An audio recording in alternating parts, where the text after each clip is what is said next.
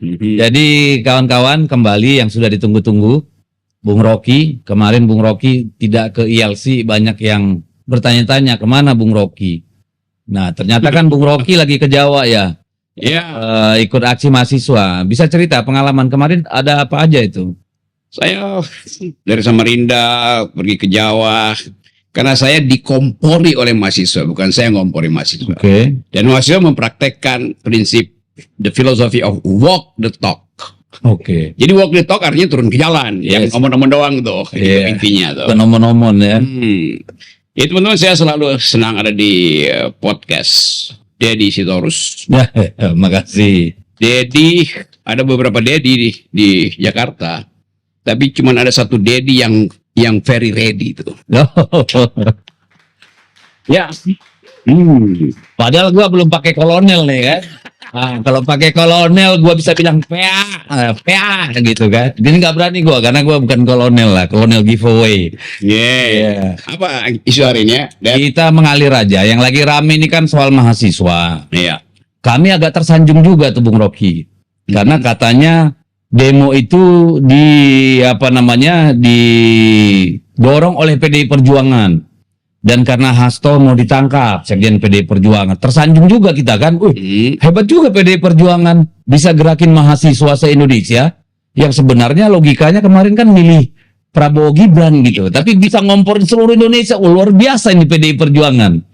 Saya ikuti terus logika dari mahasiswa. Mahasiswa itu tidak mungkin menghentikan kritiknya. Mau dibayar oleh siapapun, tetap mereka tahu bahwa ada yang ideal. Oke. Dan mereka anggap bahwa betul analisis para pakar, bukan analisis PDIP ya, analisis dari mereka yang paham tentang hukum, merumuskan atau menyimpulkan secara final bahwa yang terjadi di KPK itu adalah kriminalisasi itu. Kriminalisasi. Jadi sesuatu yang bukan crime tetapi dipastikan jadi crime. Nah itu yang disebut kriminalisasi itu. Malicious prosecution. Yes, Penuntutan jahat. jahat itu. Nah kalau kita mulai pelajari kenapa terjadi kriminalisasi, padahal fakta-fakta di persidangan tidak satu pun delik bisa dipasangkan pada kasus Hasto. Maka logika mahasiswa, kalau itu kriminalisasi berarti ada aktor di belakang itu yang lebih kuat dari hukum. Maka mereka ambil kesimpulan adili Jokowi. Nah kalau Hasto bilang adili Jokowi, Hasto sebetulnya diprovokasi oleh mahasiswa tuh. Resonansi dari sosok mahasiswa. Iya. Nah itu kita lagi dituduh itu bahwa PDI Perjuangan lah yang bikin adili Jokowi. Padahal kan kita tahu Dari awal mahasiswa mahasiswa sudah dan sekelompok masyarakat lain yang mendatangi rumah pemberian pemerintah ke Jokowi itu kan minta Jokowi diadili segala macam. Dari awal ide Presiden Jokowi ketika masih memerintah ingin memperpanjang kekuasaan lalu segala macam cawe-cawenya itu nggak mungkin hilang dari ensiklopedia mahasiswa tuh. Ya. Nah momentumnya memang ada kemarin tuh. Jadi kelihatannya sejarah menyiapkan momentum sehingga PDIP dianggap sebagai pembuka jalan sejarah baru gitu. Mantap. Jadi kita boleh tersanjung apa malu ya? Karena satu sisi kita bangga sih. Dia dituduh bisa menggerakkan mahasiswa seluruh Indonesia toh, lalu bisa menggerakkan rakyat supaya minta Jokowi diadili gitu kan. Di sisi lain kok saya merasa ya ini kok seperti melecehkan logika pisau analisisnya anak-anak muda dan pengorbanan mereka mau turun ke jalan untuk memperbaiki nurani bangsa ini kok malah diserang dengan begitu rendah oleh para buzzer-buzzer ini. Saya baca tuh buzzer-buzzer beredar terus untuk mengatakan nah ini disogok ya, ini nggak jelas tuntutannya. Disewa yang masih suasana beda dan masih. Iya, mereka beda-beda karena mereka datang bukan dari penjumlahan, tapi dari kualitas yang memang berbeda-beda taraf analisisnya. Tetapi ide utama mereka adalah pulihkan demokrasi gitu kan. Itu jadinya tuh. Ide utama mereka kembalikan keadilan sosial tuh. Yang mereka tulis 13, ada yang bilang kok 13 di sini, 5 di sini, nggak ada urusan. Yang penting mereka tahu bahwa kegagalan demokrasi, kesulitan ekonomi, kekacauan persahabatan antara etnis itu disebabkan oleh Jokowi. Itu gampangnya. Jadi kalau kita lihat poster-poster itu adili Jokowi itu betul ekspresi. Bahkan itu ekspresi dari anak-anak mahasiswa yang orisinal, otentik ya. Ya. Dan kalau kita kaitkan dengan isu ekonomi misalnya udah di riset, kan kelas menengah kita turun drop dari Terus 60. 9,3 juta. Yes, Sekarang udah nambah kayaknya. gitu. Dan siapa mereka? Mereka lah yang sekarang menuntut keadilan. Ya, ya. Kan anak-anak mahasiswa ini orang tuanya Orang pasti tuanya. kelas menengah. Betul. Nah, sekarang bayangkan anak itu sore-sore pulang terus dengar ibunya ngomel-ngomel, bapaknya juga berantem dengan ibunya tuh. Jadi kelas menengah yang kesulitan ekonomi, problemnya didengar langsung, dialami langsung oleh anak-anak mereka itu mahasiswa tuh. Maka Itu bagian dari pergumulan mereka. Pergumulan mereka Ya, itu. realita ya. dan mereka tahu ini, uang kuliah naik sementara jajan bulanannya drop. Kurangi. Itu jelas. Jadi tidak ada yang ngompori mereka, dia dikompori oleh kedunguan kebijakan, itu intinya tuh. Nah, itu yang memungkinkan kita percaya bahwa di dalam setiap perubahan sosial ada faktor ekonomi, dan ekonomi pasti akan mendorong semua Sebagai orang trigger. Nah sekarang bukan cuma mahasiswa yang ikut tuh, mak kemarin udah pidato juga tuh. Jadi mak ini sebut aja ibu mereka justru yang mendorong mahasiswa itu untuk demonstrasi, bukan Ibu Mega. Oke. Nah, itu juga yang dipersoalkan karena awalnya katanya 5 tuntutan. Dan dalam tuntutan itu ada adili Jokowi. Kemudian dikait-kaitkan dengan PDI Perjuangan gitu ya. Kenapa 13 kemudian tidak ada adili Jokowi? Iya 13. Jadi kan mereka mulai lihat tuh ya ada mungkin yang mengedit segala macam. Tetapi kalau kita bicara dengan mereka, bagi mereka itu ya semua itu cuma peralatan kampanye doang tuh. Ide di kepala mereka adili Jokowi, nggak ada cara lain. Semua tuntutan turunan itu pasti akan jalan gitu. Mau Ya. 13 mau 17 diucapkan apa tidak, itu artinya penyebabnya ya dia yang mesti diadili. Siapa penyebabnya? Ya Mulyono. Nah, Mulyani juga tuh. Karena Mulyani itu SPG-nya Mulyono. Oh iya betul. Nah, ada yang berpendapat juga ini memang Jokowi sedang mendorong adanya perlawanan terhadap Prabowo karena dengan menantang, karena kan di ulang tahun kemarin itu dia bilang ini presiden terkuat, tidak ada yang berani mengkritik. Nah itu kan mahasiswa langsung turun ke jalan, itu logikanya gimana? Ya bagus juga itu mahasiswa membaca bahwa Jokowi diam-diam. Jadi kita bisa nilai begini nih kira-kira. Jokowi ada di dalam euforia. Karena dia akan dapat banyak jabatan termasuk pengawas dan antara apa segala macam gitu kan. Diundang khusus di situ tuh. Jadi Jokowi merasa bahwa dia masih punya peluang untuk jadi subjek di dalam public opinion. Nah, dalam keadaan semacam menjadi epicentrum lah. Iya, terjadi epicentrum tuh. Karena itu dia mesti puji-puji Prabowo tuh. Sementara kita bisa bayangkan, saya bayangkan misalnya, apakah ketika Prabowo memuji balik Jokowi, hidup Jokowi, apakah Susilo Bambang Yudhoyono di dalam nafas yang sama? Apakah Surya Paloh dalam nafas yang sama? Kan nggak mungkin Surya Paloh ada di dalam retorika yang sama. Hidup Jokowi itu nggak mungkin terjadi kalau kita kenal watak Pak Surya Paloh. Demikian juga apalagi Pak SBY kan. Jadi kelihatannya itu semacam ya pada waktu itu ya mungkin keceplosan Prabowo untuk mengatakan iyalah daripada nama Jokowi diucapkan. Ada yang teriak waktu acara itu ya? Pasti itu kan nggak mungkin ini kan Kim plus segala macam. Gerindra sendiri kan nggak mungkin Gerindra itu satu suara tuh. Ya, setelah 10 tahun. 10 tahun kan mereka tahu itu ya. Jadi analisis saya, dan kalau kita lihat videonya memang itu ketika disebut nama selamat datang di sini ada Pak Jokowi, ada Gibran. Ya sebagai tuan rumah kan malu Pak Prabowo kan. Ya mungkin Pak Prabowo bilang ada ini bisa keterusan sampai selesai acara nih. Mending gua sebut aja hidup Jokowi, hidup Jokowi, hidup Jokowi. Jadi ini dan banyak yang tegang juga kalau lihat wajah-wajah di TV ketika disebut hidup Jokowi itu kan ada kelihatan bahasa tubuh yang nggak nyaman. Iya, dari mana-mana kalau orang dia ada Jokowi udah pasti terjadi hal yang jadi ini soundbite versus soundbite kira-kira gitu. Apa namanya? Adu-aduan soundbite.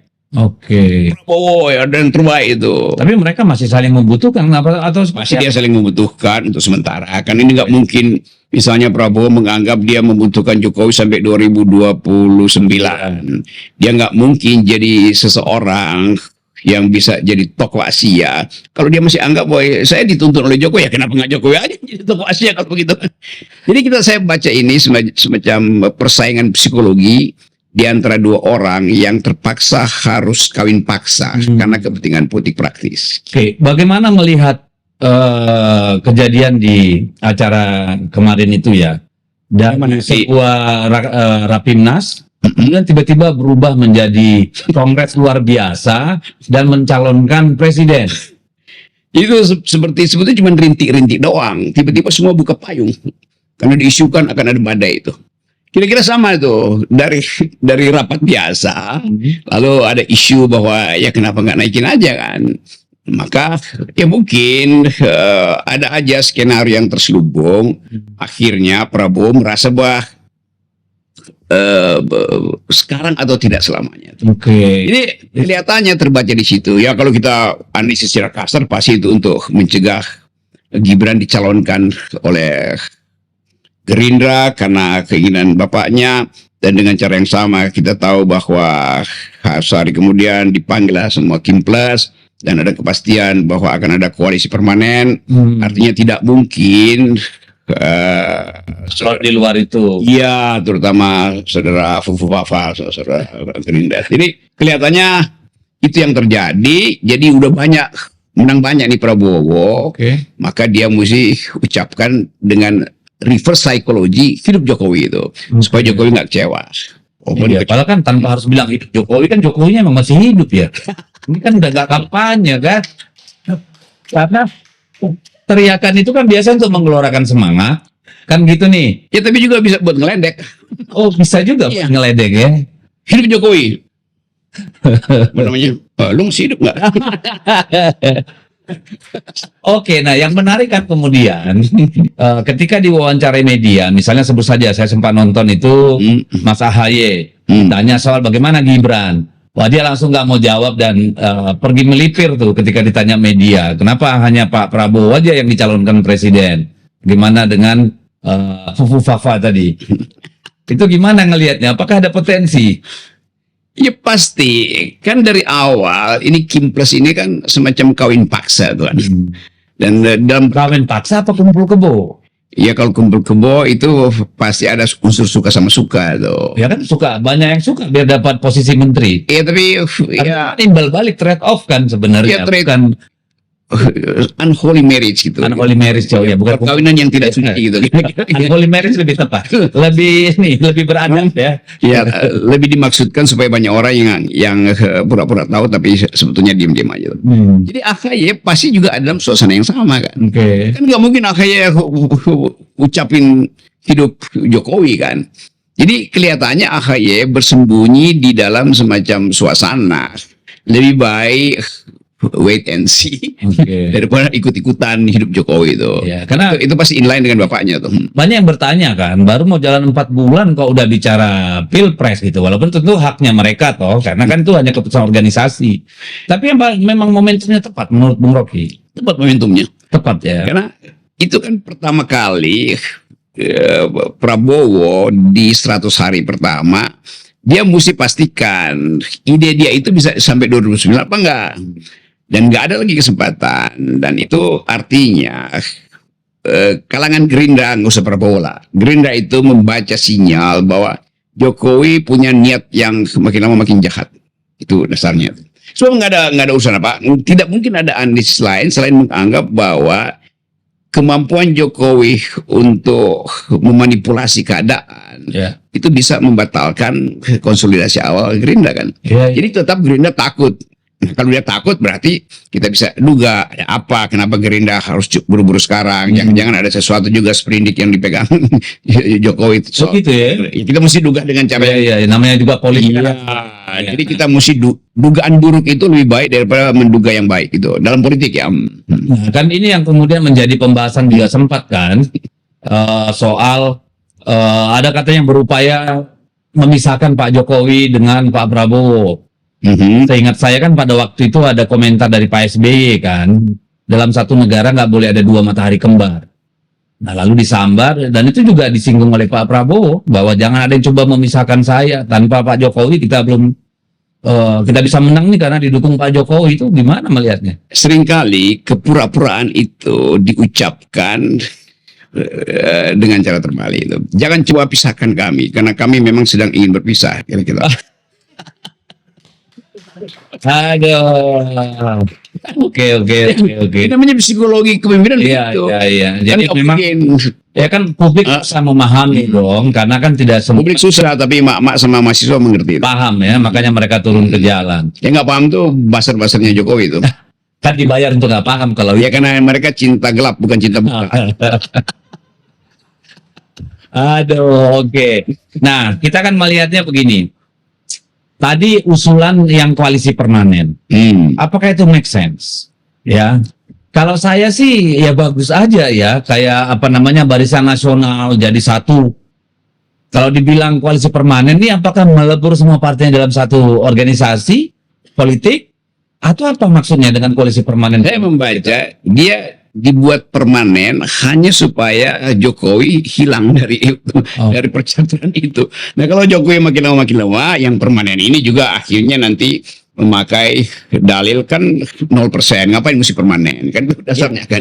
Kan nggak ada gunanya lagi kan dia cari yang permanen, kan semua orang bisa nyalonin.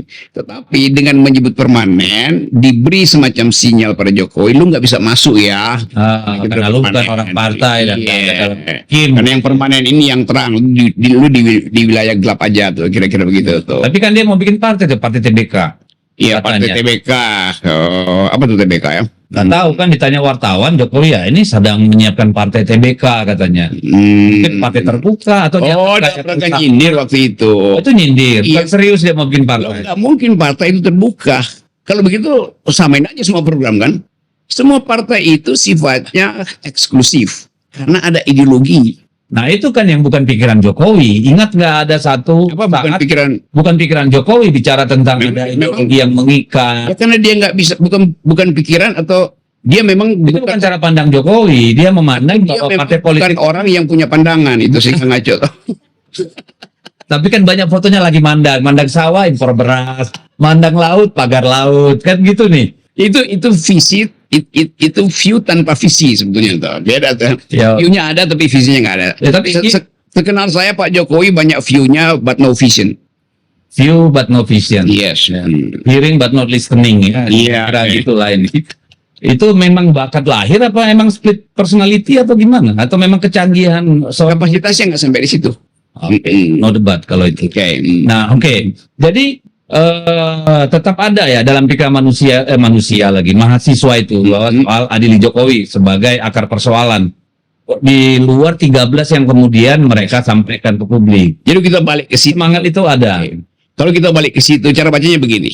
Paradigmanya adili Jokowi. Derivatifnya yang 13 itu. Nah kadang-kala Basar menganggap kan nggak ada adili Jokowi. Lo demi adili Jokowi mereka tuntut 13 ini atau 5 ini atau 7 ini nih. Kan suka ngaco kan, kok kan nggak ada tuntutan adili Jokowi. Lo justru demi adili Jokowi yang ini dimulai dipersoalkan, dasarnya gitu. Ini derivatif lah. Derivatif gitu. 5 itu yang menjadi focal point sebenarnya. Jadi, adili Jokowi paradigmanya terus ada 13 itu dibikin 5 nanti tinggal 2, nanti tinggal 1, nanti semua hilang, maka tinggalnya adili Jokowi begitu bacanya. Kayak Ekasila ya. Iya. Ekasila. Iya, Ekasila itu soal wisdom. Ya. Kalau dalam adili Jokowi itu Ekadosa. Ekasin. Aduh, dosa apa kita melahirkannya ya? Yes. Nah kan Bung Rocky ini dari dunia pendidikan. Ini teman-teman, kita lagi membahas sesuatu yang sangat substantif, tapi dengan cara yang ya santai-santai aja gitu. Very thanks. Siap. Nah ini kan banyak di poin pertama dari 13 tuntutan mahasiswa itu adalah soal bagaimana ciptakan pendidikan gratis kan gitu nih, dan menolak pemangkasan anggaran pendidikan. Yes. Yang kita tahu ya di dalam APBN yang kemudian disetujui setelah pemangkasan efisiensi itu ada rekonstruksi. Nah di situ masih tetap dipangkas itu yang namanya anggaran pendidikan.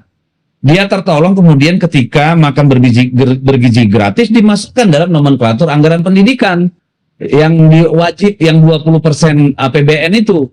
gitu kan? Nah ini kan problem karena Menteri Keuangan menyebutkan tidak ada pemotongan KIP, KIP kuliah, ya. Padahal kita tahu dari tahun lalu pun KIP kuliah itu jumlahnya udah dikurangin penerima manfaatnya, ya. Mungkin yang existing yang sudah nerima itu nggak akan dipotong. Itu pun kita masih tanda tanya. Tetapi tidak ada penerima baru. Justru yang tadi kelas menengah sedang terancam secara ekonomi, kesulitan nih kalau anaknya mau kuliah kalau tidak ada penerima manfaat baru. Jadi ini kan ada ketidakjujuran gitu karena realitanya emang dipotong anggaran pendidikan. Jadi APBN sebetulnya diatur sedemikian rupa sehingga ide-ide kampanye Presiden Prabowo dianggap sudah terpenuhi kan. Tetapi buat mahasiswa bukan itu intinya. Dia ingin betul-betul ada keterbukaan di dalam kampus. Nah itu mereka tuntut demokrasi itu.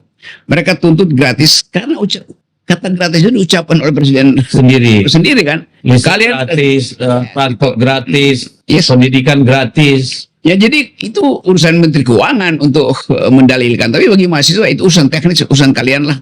Yang jelas kami kesulitan ekonomi itu. Itu sebenarnya yang mereka mau ucapkan itu. Dan kan sesuatu yang udah secara faktual kesulitan ekonomi nggak perlu lagi didebatkan secara nanti segala macam. Ngapain? Orang nuntut hal yang betul-betul setiap hari mereka rasakan kok. Padahal kalau mereka mau turun ke pasar bisa melihat bagaimana daya beli masyarakat sekarang ya. Pasar pun sepi sekarang, jangankan mall gitu ya. Dan tadi saya makan siang itu ngobrol-ngobrol sama ada ibu-ibu, mereka bilang sekarang semua naik. Kalau dulu kita bisa 200.000 untuk belanja satu hari. Sekarang sekali ke pasar tuh 500.000. Dan itu sangat berpengaruh karena kelas menengah ini kan punya banyak beban, anaknya kuliah atau SMA. Lalu mereka pasti biasanya punya kewajiban cicilan motor, mobil, cicilan rumah, dan sebagainya. Nah, sementara tidak ada ruang lain untuk menambah income itu, gitu. Ini kan problem yang sangat mendasar sebenarnya. Nah, itu juga dibaca oleh statistik internasional. Bahwa Indonesia memang disebut gelap karena soal-soal semacam ini. Jadi bukan gelapnya sendiri seperti kata Pak Luhut. Pak, gelap bukan gelap. Kalian yang gelap. Ya memang mereka yang gelap. Karena itu mereka katakan kami merasakan kegelapan. Ya Luhut gimana mau gelap? Duitnya $5 billion dikelola itu diputar-putar itu melalui ponakannya. Ya nggak mungkin gelap lah, dia terang benderang malah. Betul. Kita lihat ini satu upaya untuk mencari cara menghalangi tagline Indonesia gelap itu beredar. Kan cuma itu caranya kan. Nah caranya itu sebutkan. Kalau misalnya para pejabat termasuk Pak Luhut, kan kita mesti percaya bahwa di ujung tunnel itu ada harapan, ada cahaya. Nah, kenapa kita tahu itu ada cahaya? Karena kita ada di dalam kegelapan tunnel kan.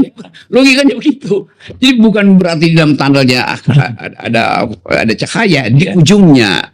Mahasiswa menganggap kegelapan itu disebabkan selama Presiden Jokowi memerintah itu.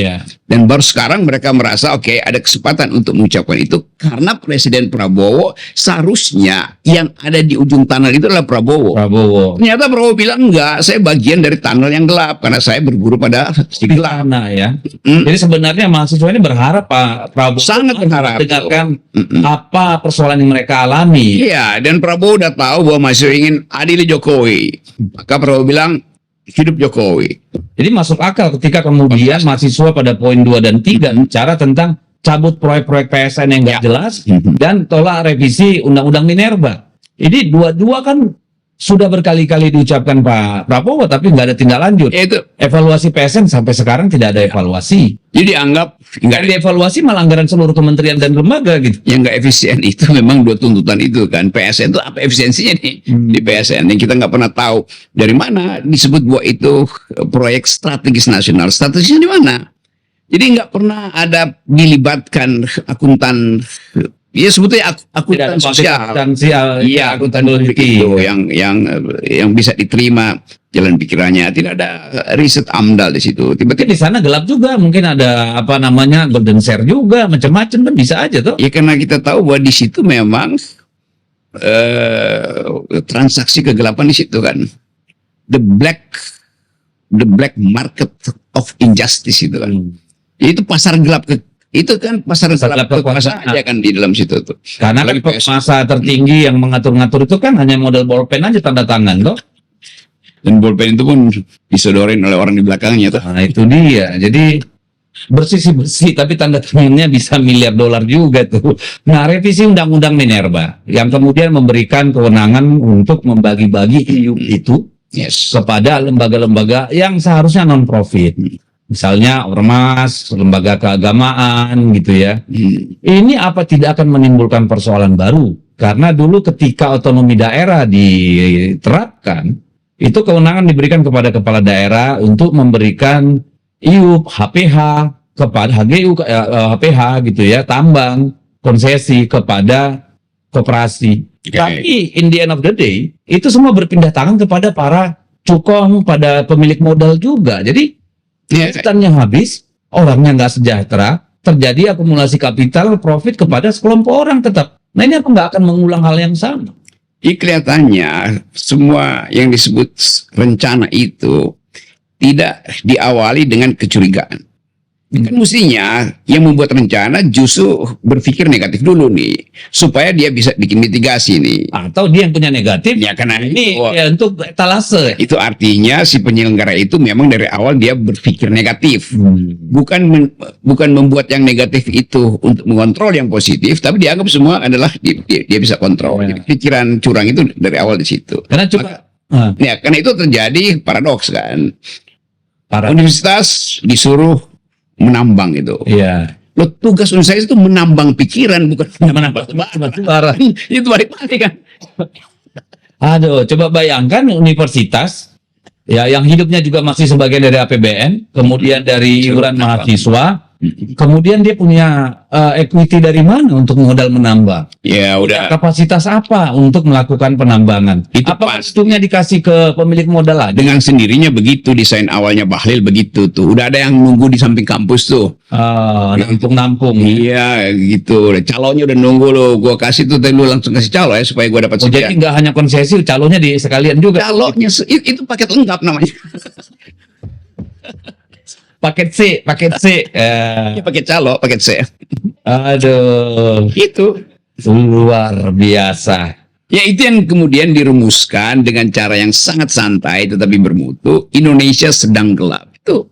Ya, jadi yang dimaksud gelap itu bukan karena tidak ada lampu ya. Tapi gelap tuh mereka melihat dengan semua kebijakan yang ada, itu tidak ada harapan yang di masa depan yang memberikan jalan yang terang buat anak-anak muda ini mungkin. Bahkan lebih dari itu, mereka akhirnya tahu bahwa semua transaksi itu dilakukan di kamar-kamar gelap. Itu dasarnya itu.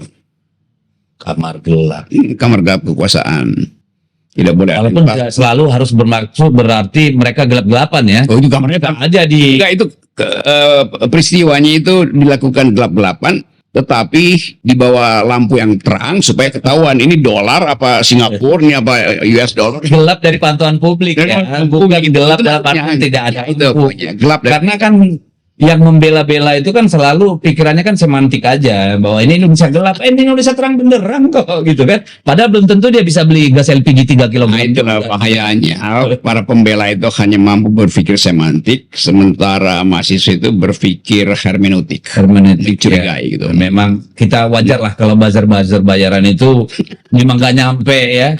Nggak nyampe akalnya gitu. Nah kita lihat coba yang 4 5 lagi poinnya ini. Mereka minta supaya hapuskan multifungsi ABRI ya, dan kemudian juga tentang mengesahkan undang-undang masyarakat adat. Nah ini kan dua hal yang sebenarnya sangat strategis ya. Pertama, multifungsi ABRI ya kan kita sudah punya pengalaman ya dalam reformasi, dan selama sejak reformasi hingga hari ini ABRI kita TNI kita itu sudah profesional. Dalam artian tidak ditarik-tarik lagi ke ranah publik. Mereka bisa konsolidasi, menjaga, merawat alat-alat pertahanan kita, kesiapan prajurit kita. Sekarang ini ada jenderal aktif jadi kepala bulog. Nanti katanya Maret nih ada beberapa lagi yang aktif jadi komisaris, jadi direksi dan sebagainya. Dan minggu lalu itu polisi melantik 13 orang dirjen dan sekjen dan sebagainya di kementerian dan lembaga. Mungkin nanti menyusul TNI lagi. ini masalah nggak sih? Tapi kalau melihat tuntutan mahasiswa itu dihapus, berarti kan mereka menganggap itu masalah ya. Ya. Lalu yang kedua, masyarakat adat. Masyarakat adat tidak menjadi bagian atau pembicaraan dalam bagi-bagi izin tambang. Padahal mereka pemilik sah dari tambang-tambang itu karena tanah leluhur mereka. Jadi menjadi tuntutan mahasiswa menurut saya menarik sekali ini. Menurut Bung Rocky bagaimana itu? Kita tahu genealogi dari soal back to barak ini kan. Kembali ke tangsi. Tetapi banyak peristiwa setelah 98 seolah-olah kehilangan jejaknya karena disibukkan dengan tukar tambah politik. Sebelum 98 saya ikut di dalam banyak diskusi.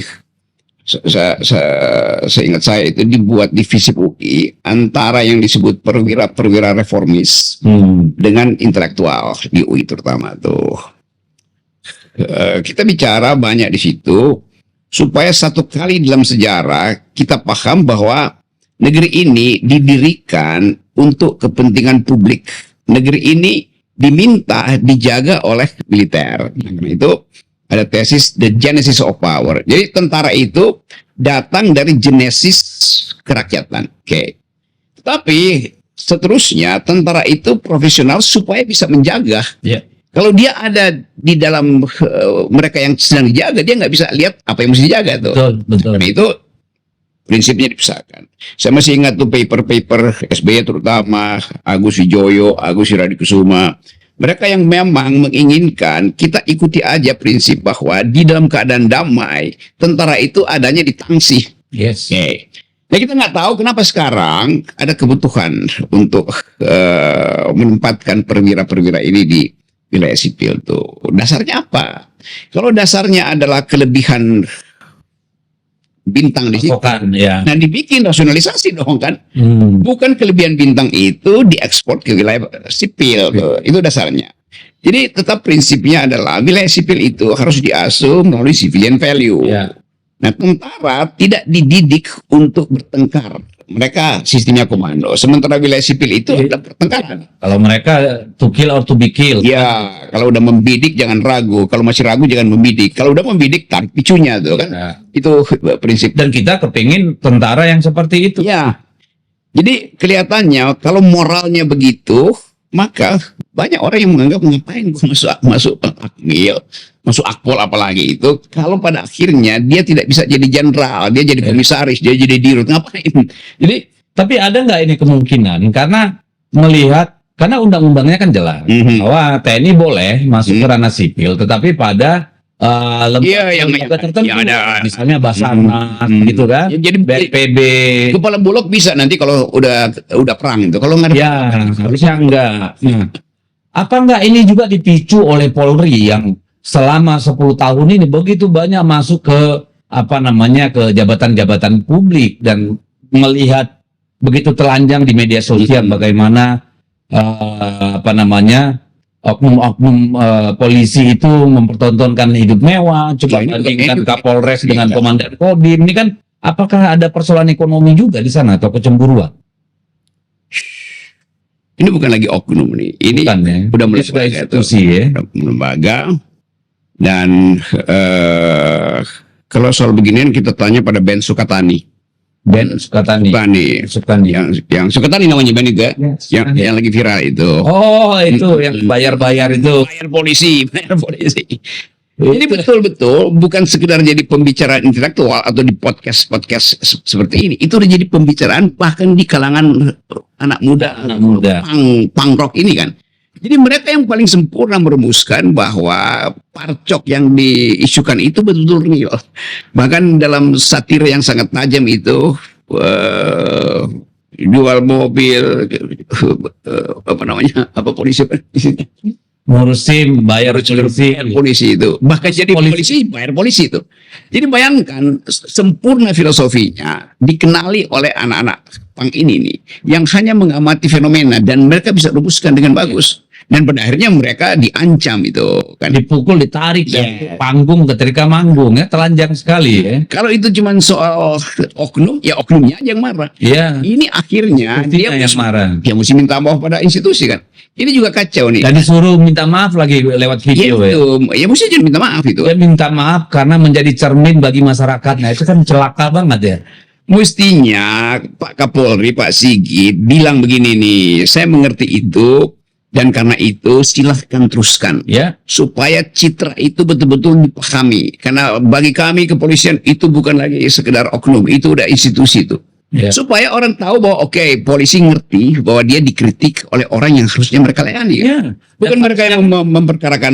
Di mana di negara ini ada polisi memperkarakan warga negara, nggak ada terjadi. Ya itu aneh sekali ya. Harusnya kan Kapolri kan dengarkan lagu itu kepada anak buahnya. Kalian kalau tidak memperbaiki diri, ya begini pandangan rakyat. Itu mestinya. Kan seperti itu ya. Apalagi mestinya Kapolri bilang, oke, kalian perlu peralatan band apa supaya lebih sempurna. Ya. Nah, dikasih aja sama Kapolri kan. Ini gue beliin lo drum yang sangat bagus, gitar listrik supaya lebih keren tuh nyanyinya kan. Mestinya begitu. Biar inspirasinya lebih mengalir. Ya. Ini dia larang, makin viral. Justru makin viral ya, rugi sendiri ya. Nah kemudian nih soal poin 67 itu minta, ini kebijakan lagi nih soal apa namanya Inpres nomor 1 tahun 2025 soal pemangkasan anggaran. Lalu soal minta untuk dievaluasi makan bergizi gratis. Bicara soal ini dulu lah, apa namanya soal pemangkasan anggaran. Saya melihat bahwa kita akan mengalami banyak masalah dengan pemangkasan anggaran yang luar biasa itu, ya. Karena yang namanya belanja negara itu, belanja publik itu adalah salah satu stimulus ekonomi yang paling penting. Karena uang itu disebar kepada masyarakat, kemudian kembali dalam bentuk pajak, ya. Dan ternyata itu dipotong. Sewaktu debat panjang, itu para juru bicara pemerintah itu selalu mengatakan, ini biaya ATK, rapat, biaya perjalanan, nggak efisien. Harusnya bisa bangun sekolah, bisa bangun rumah sakit. Ternyata dari penghematan 300 triliun itu, yang ada sebagian kecil untuk menambah porsi makan bergizi gratis, sebagian akan dikasih ke Danantara. Yang Danantara itu murni profit, yang mungkin hanya menguntungkan 1.000 orang atau 2.000 orang yang bekerja pada investasi-investasi. Sementara APBN kita ini hanya di Kementerian Kementerian PU, anggaran yang dipangkas itu menyebabkan 2,5 juta buruh kuli kehilangan pekerjaan. Belum bahan bangunan, belum warung, belum rental, belum segala macam. Kan ini problem sangat bukan laten lagi, ini udah manifest nih persoalan. Ini kan terkait lagi tadi dengan anak mahasiswa yang mengalami kesulitan orang tuanya. Ini gimana Bung Rocky melihat ini? Kalau kita baca sejarah misalnya ketika Amerika mengalami Great depresi besar itu, Roosevelt itu 28 ya. 28 ya. 38 ya. Waktu Roosevelt jadi presiden, dia nggak berhemat. Dia justru cetak uang belanja state spendingnya, dan itu paralel dengan pikiran-pikiran Keynesian bahwa uang harus beredar dan dengan cara itu ekonomi dibangkitkan. Kita tahu Sri Mulyani ada di dalam mazhab itu yang sering dia sebut counter cycle. Kan mestinya berhemat, tetapi jangan berhemat, itu kan kontra hal yang seharusnya dilakukan. Jadi kalau Sri Mulyani tidak memakai lagi dalil itu artinya ada dalil lain yang dia pakai itu, yang pasti dia nggak setuju itu. Nah mestinya Sri Mulyani konsisten. Saya punya pikiran bahwa state spending itu untuk menghidupkan ekonomi. Restriksi di dalam spending itu menyebabkan ekonomi nggak tumbuh tuh. Kan mestinya konsisten, Sri Mulyani mundur. Jadi kelihatannya ini juga soal karakter manusia tuh. Kan intinya ada pada Sri Mulyani soal semacam dia yang mesti hitung kan. Nah kalau itu nggak terjadi, tapi kan dia cuma pembantu juga. Iya, dia cuma SPG dari tadi saya sebut Mulyani, SPG-nya Mulyono. Nah sekarang coba kita bayangkan misalnya sebelum ada Danantara ini isunya adalah anggaran itu dipakai untuk hal-hal yang bersifat sosial. Sekarang dia mau dipindahkan berapa 300 T itu mau dialihkan sebagian besar juga supaya negara punya semacam perusahaan raksasa untuk investasi, punya perusahaan yang akan disebut bona fide supaya investor asing itu chip in di situ kan. Tapi ini kalau kita baca analis internasional itu diragukan. Karena menganggap Indonesia sedang meniru potensi kasus yang ada di Malaysia tuh. Ketika Perdana Menteri itu bikin super holding ini dan anggaran itu masuk ke rekening dia semua tuh kebanyakan. Kan orang mencurigai itu kan.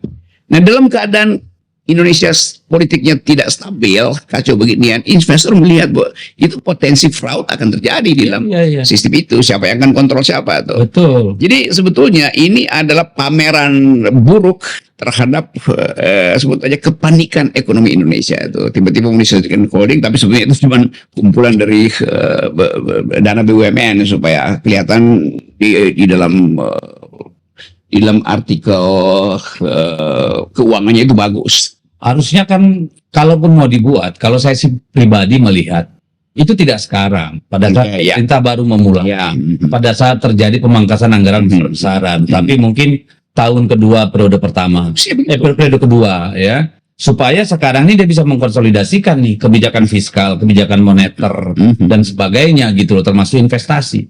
Nah, problem kita itu adalah soal hukum.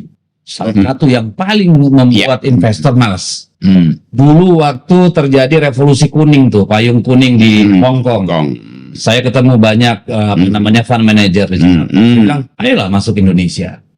Ya nggak mau, kenapa? Ini jelek, tidak ada kepastian regulasi. Ya, kami kesulitan. Ya, lebih bagus di Vietnam. Dan itu terus terjadi. Dan buktinya sekarang apa? Kita pangsa pasar kita itu 270 juta. Tetapi Samsung berinvestasi 365 triliun di Vietnam. Di Indonesia itu cuma 6 triliun. Ya toh? Apple juga begitu. Dia investasikan hampir 300 triliun, 200 berapa triliun di Vietnam. Ke Indonesia hanya 1,6 triliun. Di Starlink ratusan triliun juga. Di Vietnam Starlink berinvestasi, di sini 0 rupiah, hanya 2 miliar mendaftar di OSS. Nah, ini kemudian saya ingat kemarin kami diskusi, sewaktu Bu Mega ketemu Putra Mahkota, WA, mereka bilang begini kepada delegasi Bu Mega, Ibu, kami diminta diajak, dirayu untuk investasi di Indonesia, tapi bahkan kebijakan fiskalnya saja membingungkan kami. Sebenarnya fiskal pemerintah itu objektifnya apa? Mau mengarah kemana? Lalu kami harus investasi di bidang mana? Belum lagi soal kepastian hukum tadi, soal itu tadi ya apa namanya regulasinya yang berganti-ganti, yang tidak jelas, kabur, banyak tukang palak di tengah jalan. Belum lagi bisa bermasalah. Ambil contoh nih, ada pengusaha Cina mau datang ke kawasan industri di Batang milik BUMN. Datang, lahannya nggak ada, belum dimatangkan. Katanya nunggu anggaran PU. Disuruh dia kalau mau bangun pabrik silakan bangun, lo kerjain tanahnya, tapi nanti bayar sama kami. Dia ngerjakan lahan, suruh bayar, dan kalau sudah bangun operasi nanti dia minta persentase dari keuntungan. Lo kabur dong semua, nggak ada yang mau. Jadi gimana ini bisa mengatakan ya, padahal kita sudah mengorbankan negara ini dengan omnibus law kalau menurut saya, karena banyak sekali kemudian peluang oligarki masuk, ya termasuk hadirnya soal undang-undang minerba hari ini. Ini gimana ngelihat? Sumber daya alam kita dikuasai segelintir orang, oligark, ya. Sementara investasi tidak terlalu menjanjikan. Lalu harapan kita apa sih? Coba keterangan tadi dia diucapkan itu, kita simpulkan investor itu masuk kalau pertama ada kepastian hukum. Yang kedua ada kestabilan politik. Yang ketiga ada rasionalitas di dalam urusan fiskal moneter. Yang tadi kepastian hukum udah nggak ada. Dan orang menganggap ngapain di situ. Yang kedua instabilitas politik yang sekarang justru sedang jadi di grooming sendiri oleh pemerintah. Yang ketiga tentu investor bertanya, itu sistem Indonesia bagaimana? Masa masalah fiskal disuruh Bank Indonesia yang selesaikan? Problem di fiskal diselesaikan di moneter dengan anggapan ini burden sharing segala macam. Padahal sebetulnya itu sudah membuat si bank ini tidak lagi bisa dipercaya. Yes. Karena bank akhirnya mesti cetak uang untuk beli surat-surat utang ini. Jadi dari 3 soal itu tidak ada kepastian hukum, ada kekacauan politik dan ketidakutuhan sistem fiskal menurut kita. Ya investor itu nunggu di Singapura, nunggu di Vietnam. Nah itu yang disebut oleh mahasiswa kita ada keadaan gelap. Jadi investor nggak mau masuk, kenapa? Ya karena gelap semua. Kan logikanya gampang aja kan. Tapi diputer-puter tuh kok.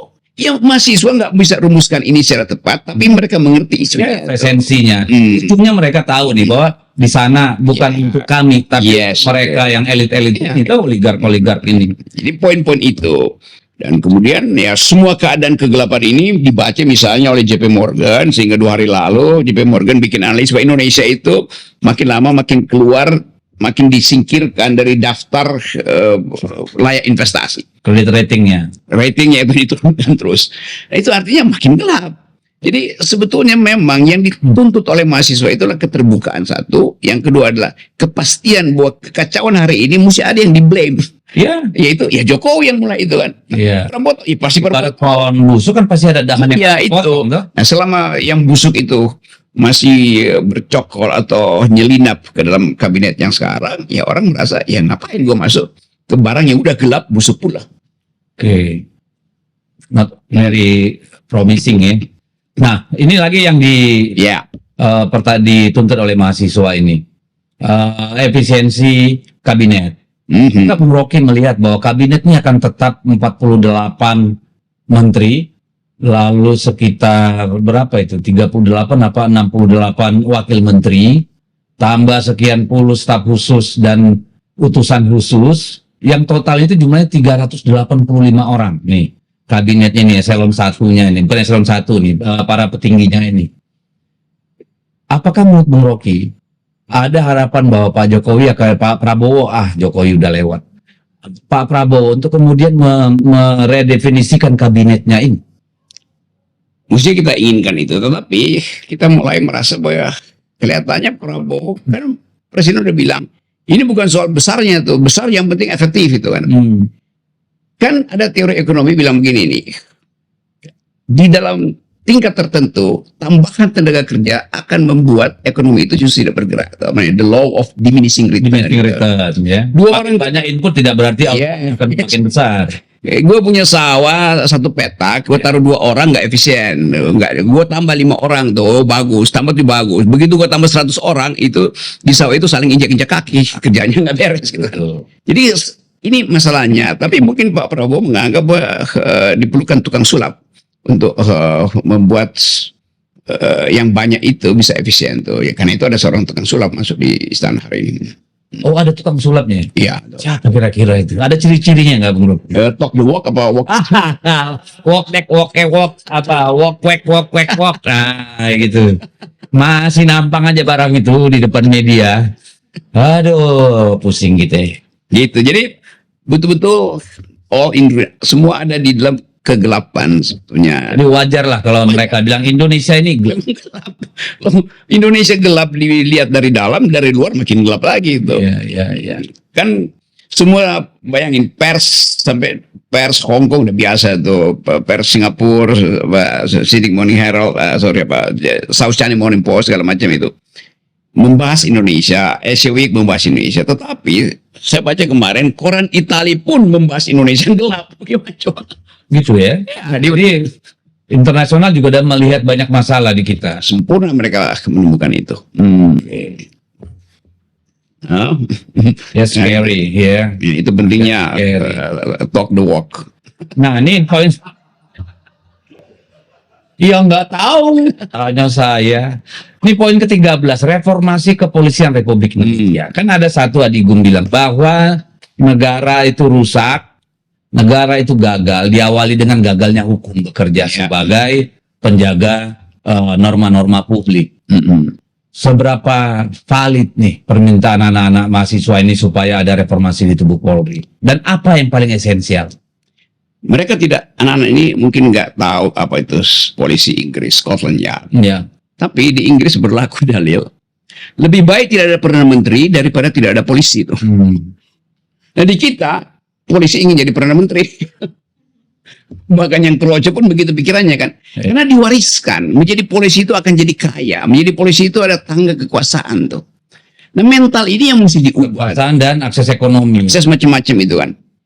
Jadi penghargaan pada polisi itu betul-betul dititik nadir sekarang. Apalagi kalau lihat di media sosial. Ya, itu terus-menerus terjadi pembusukan tuh. Nah kalau itu masih dianggap sebagai oknum, nah itu artinya kita makin gelap. Jadi Pak Kapolri mesti ambil satu risiko bahwa dia harus tampil ke publik dan menerangkan aja bahwa memang sistemnya kacau, bahwa sistemnya itu diarahkan oleh keinginan-keinginan yang tidak rasional. Nah, tentu di ujung orang akan bertanya, siapa yang membuat sistem itu kacau? Pak Kapolri, kata mahasiswa Mulyono. Berani nggak sampai di situ kan? Kalau nggak berani, oke, cicil aja. Tapi mesti ada semacam keterangan akademis sebuah sistem ini yang disebut parcok terus-menerus ini terjadi di era Jokowi. Sampai sekarang masih begitu. Nah, kita cuma bisa kasih analisis, tapi saya kira Kapolri tahu. Nah, sekarang momentumnya apa? Ini ada momentum nih, Pak Sigit itu. Yaitu momentum ketika sekelompok musisi itu dihadang hanya karena liriknya itu seolah-olah melecehkan polisi. Padahal bukan seolah-olah, memang melecehkan. Ya. Dan itu bukan mereka yang mereka ucapkan juga emang realitas sehari-hari kan. Nah lirik itu bukan ditulis oleh dua anak muda ini yang bahkan nggak mau beritahu identitasnya karena kalau manggung pakai masker terus kan. Dia ditulis oleh emak-emak, ditulis oleh mahasiswa, ditulis oleh budayawan, ditulis oleh intelektual, dikompilasi oleh anak muda ini. Jadi ini adalah teks sosial tuh. Yang lagu apa itu? Bayar Polisi itu adalah social text, bukan sekedar lirik lagu tuh. Nah, itu pentingnya kita anggap. Dan itu harusnya menjadi kanalisasi ketidakpuasan publik juga ya. Itu. Nah itu. Jadi kalau dia dihalangi, lalu cara kita untuk mengucapkan pakai apa? Mengucapkan protes tuh. Ya memang itu yang terjadi. Oke, dan ya gimana ya? Apakah kita bisa berharap pada Pak Sigit untuk memulai perbaikan di tubuh Polri ini? Sementara kita melihat maraknya kriminalisasi, maraknya kekerasan, maraknya keterlibatan anggota-anggota kepolisian dalam kegiatan melanggar hukum, narkoba, judi online, dan segala macamnya. Atau pada akhirnya satu waktu nanti, kan Pak Sigit nggak mungkin terus jadi Kapolri. Akan selesai karena proses waktu atau pelembagaan baru tuh. Jadi ini kesempatan pada Pak Sigit untuk tampil dan mengakui bahwa ada yang benar di dalam logika publik itu. Tapi tentu ada konsekuensinya tuh. Bahwa dia akan ditagih terus. Kenapa Anda selama sekian tahun ini tetap tidak bisa mandiri di dalam keputusan? Tentu akan ada pembelaan dari kepolisian atau Kapolri sendiri. Kita nggak ada soal.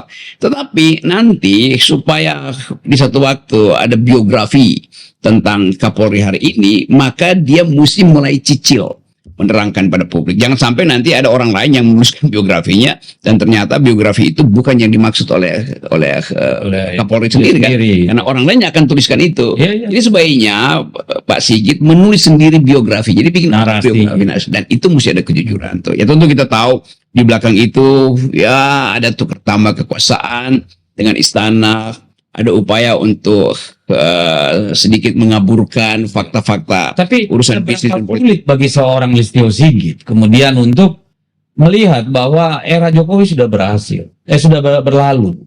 Sekarang dia adalah katakanlah pembantunya Pak Prabowo. Saya rumuskan satu kalimat ya. Oke. Pak Kapolri terlalu tahu banyak hal. Dan banyak orang tahu bahwa ada hal yang harus diberitahu lebih awal oleh Pak Sigit. Jadi Kapolri tahu tentang banyak hal, tapi orang juga tahu bahwa Kapolri menyembunyikan banyak hal. Itu soalnya kan. Nanti diuraikan di tempat yang lain, pembicaraan kita kan. Tapi tetap begitu dimunculkan oleh mahasiswa, maka satu institusi Polri itu dihadang oleh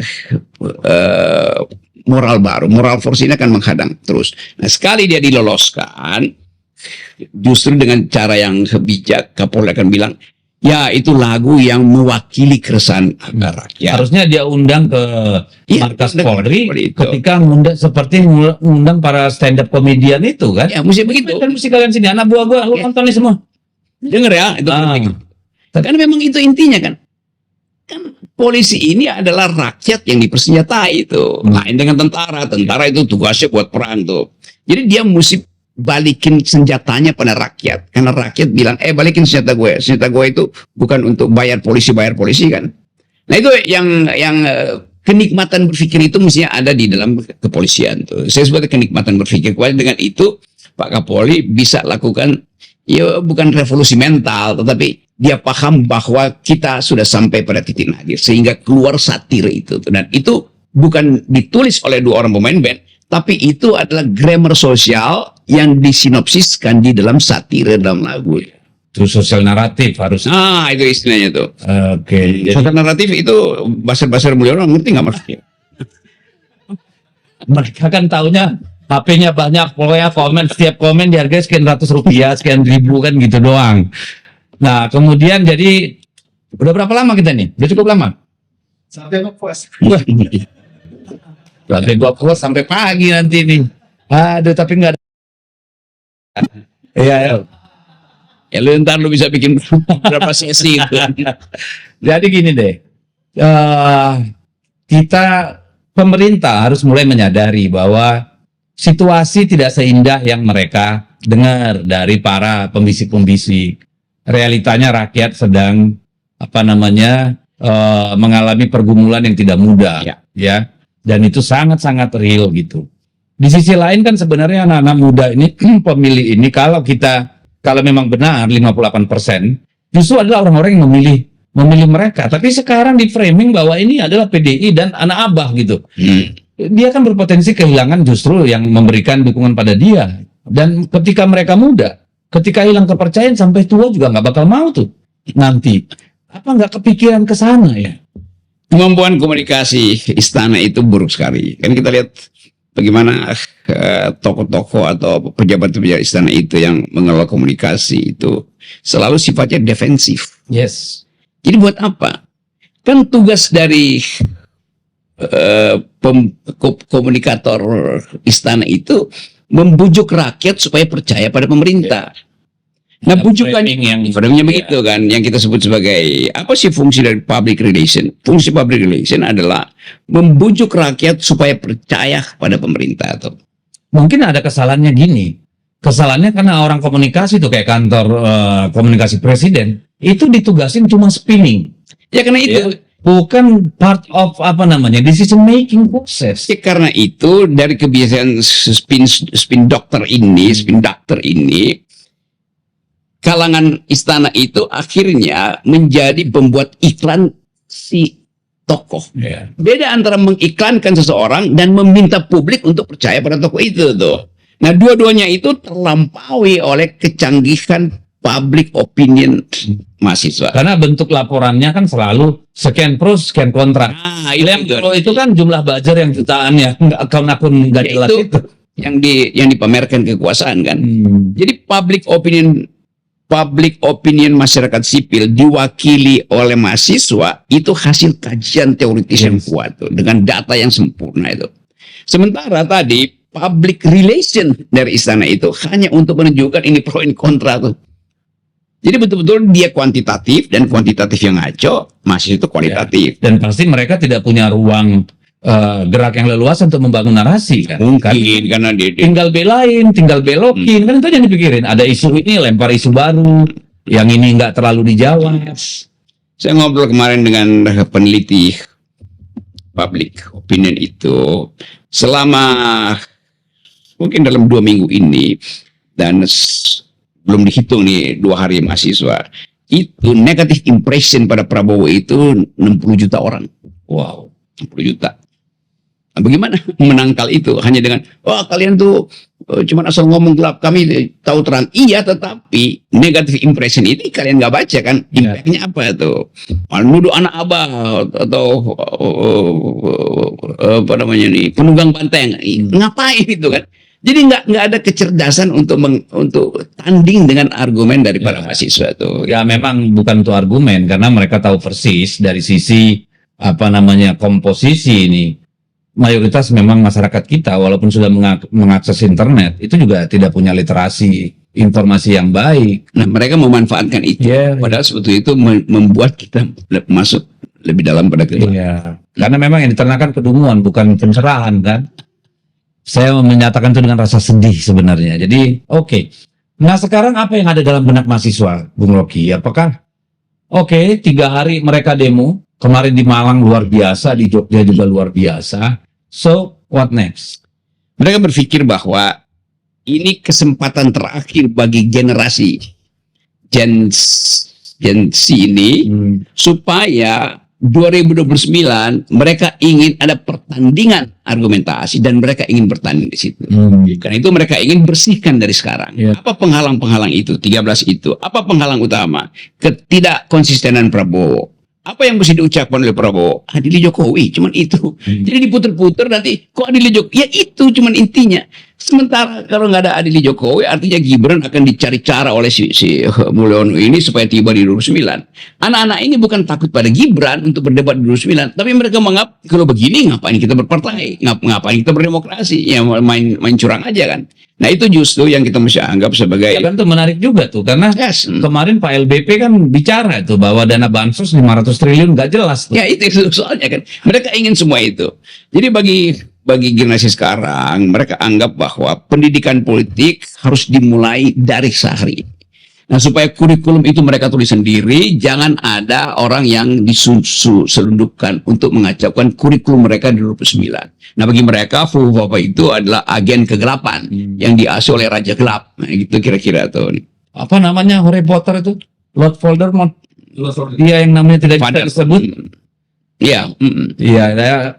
Tapi ini barang ini kan udah pasti akan calon. Yes. Karena kan sudah tidak ada presidential threshold dong. Kan gitu nih.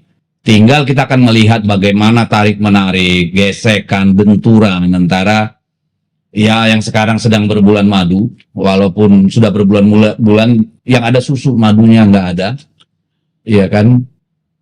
Pastinya akan terus akan menjadi riak-riak politik yang justru akan mengganggu stabilitas politik kan. Ya saya baca itu juga bahwa bagi si Raja Gelap ini yang dia paling cemaskan kalau PDIP tumbuh terus di dalam asuhan masyarakat sipil tuh. Nah, karena itu upaya untuk merongrong PDIP entah dari dalam dari luar itu target utama. Kan cuma itu obsesinya kan. Dan kita tahu bahwa bahkan ketika keadaan ada di dalam semacam kegundahan karena Hasto sebagai sekjen dipermainkan oleh KPK yang sekedar ingin mengkriminalisasi, tiba-tiba ada yang senang itu kan, terlihat bagaimana Jokowi senang nih Hasto ditangkap tuh, lalu Gibran juga senang. Senyumnya merekam kan. Walaupun waktu di bandara ditepis gitu ya, mungkin karena belum ditangkap-tangkap gitu ya. Kita bahas bahasa tubuhnya. Jadi tetap kita baca tidak ada prinsip kenegarawanan dari mantan Presiden Jokowi. Kalau kita anggap dia tidak punya prinsip itu, artinya dia ingin lakukan sesuatu yang manipulatif. Tetapi the master of it kan? Iya, tetapi itu justru yang ditunggu oleh gerakan mahasiswa. Nah kalau Jokowi konsisten begitu, maka gerakan mahasiswa akan bilang jangan adili Jokowi, adili aja muridnya tuh. Itu Prabowo. Akan dipaketkan akhirnya kan? Iya. Karena Prabowo karena Prabowo presiden tidak bisa menghentikan langkah-langkah manipulatif dari Presiden Jokowi. Kan mestinya Jokowi menganggap bahwa kesempatan bagi dia untuk mengatakan saya sudah tidak berkuasa, saya ingin KPK itu jangan lagi dikait-kaitkan dengan saya tuh, sehingga ada sinyal tuh. Nah kalau itu, tapi yang terjadi kan justru baliknya kan, dia menganggap bahwa KPK itu menjalankan agenda dia sehingga Hasto akhirnya dipui. Karena ada Inspektur VJ nelpon Justice Bao gitu kan, sama inilah awas-awas lu ya kan kira-kira gitu nih. Makanya hasil Prapitnya kan kayak begitu kemarin. Itu geng New Delhi, bukan geng New Solo. Ya oke lah. Jadi kawan-kawan, mahasiswa sudah membuktikan tidak omon-omon, walk the talk, mereka turun ke jalan. Kita branding mereka sebagai generasi rebahan, generasi baperan. Ternyata mereka masih punya keberanian untuk turun ke jalan merebut masa depannya. Sampai jumpa. Terima kasih Bung Rocky.